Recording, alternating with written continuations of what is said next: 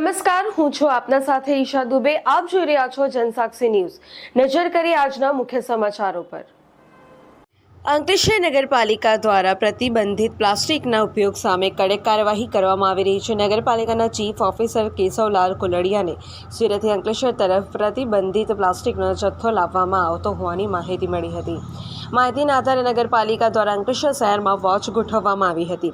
આ દરમિયાન એક ટેમ્પોને અટકાવી તપાસ કરતા અંદાજે 145 કિલોગ્રામ પ્રતિબંધિત પ્લાસ્ટિકનો જથ્થો પણ મળી આવ્યો હતો, જેને નગરપાલિકા દ્વારા તાત્કાલિક કબજે કરવામાં આવ્યો હતો. આ મામલે કરવામાં આવેલી તપાસમાં સામે આવ્યું છે કે અંકલેશ્વર જેડીસી વિસ્તારમાં આવેલી અંજલિ ટ્રેડર્સ તેમજ એક અન્ય ગોડાઉન દ્વારા આ પ્રતિબંધિત પ્લાસ્ટિકનો જથ્થો મંગાવવામાં આવ્યો હતો. નગરપાલિકા દ્વારા સમગ્ર જથ્થો જપ્ત કરી આગળની તપાસ શરૂ કરવામાં આવી છે. અંકલેશ્વર જેડીસી ઔદ્યોગિક વિસ્તાર હોવાથી આ બાબતે ગુજરાત પોલ્યુશન કંટ્રોલ બોર્ડને જાણ કરવાની તજવીજ પણ હાથ ધરવામાં આવી છે. ઉલ્લેખનીય છે કે અંકલેશ્વર નગરપાલિકા દ્વારા છેલ્લા 1.5 મહિનામાં પ્રતિબંધિત પ્લાસ્ટિકના ઉપયોગ તથા જાહેર સ્થળે ગંદકી કરનાર સામે કુલ ₹2.25 લાખનો દંડ ફટકારવામાં આવ્યો છે. અંકલેશ્વર નગરપાલિકાને મળેલ બાતમીના આધારે અમો જે સુરતથી વાહનો આવતા હતા, ખાસ કરીને ટેમ્પો, એનું ચેકિંગ કરતા હતા.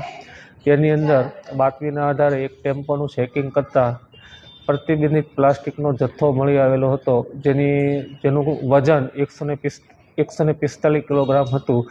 પછી ડ્રાઈવરની પૂછપરછ કરતાં એ સદર જથ્થો અંજલિ ટ્રેડર પોલીસ સ્ટેશનની પાસે જેઆઈડીસીનો અને પંકજભાઈ એનું એક જેઆઈડીસીમાં ગોડાઉન છે, આ બંનેનો જથ્થો મળી આવેલો છે, જે નગરપાલિકા દ્વારા જપ્તે કરવામાં આવેલ છે. ને આગળની કાર્યવાહી કરવા માટે જેઆઈડીસી વિસ્તાર હોવાથી અમે ગુજરાત પ્રદૂષણ કંટ્રોલ બોર્ડ જેઆઈડીસીને આ બાબતે જાણ કરી અને કાગળ લખવાના છીએ.